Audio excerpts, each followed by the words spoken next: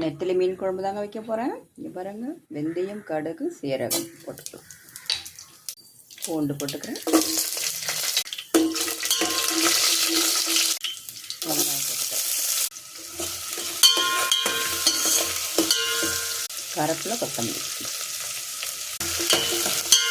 தக்காளி போட்டுக்கலாம். குழம்புக்கு தேவையான அளவு கல்லுப்பு.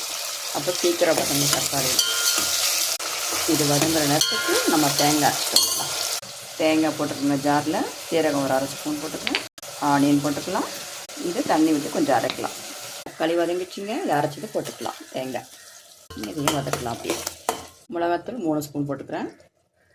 மஞ்சள்தூள் 1/2 ஸ்பூன், அது சின்ன ஸ்பூனில் போட்டுருக்கேன். மஞ்சள்தூள், புளி தண்ணி ஊற்றிக்கலாம். குழம்பு கொதி வந்தவுடனே மீன் போட்டுடலாம். நெத்திலி மீன் போட்டுக்கலாம். குழம்பு ரெடி.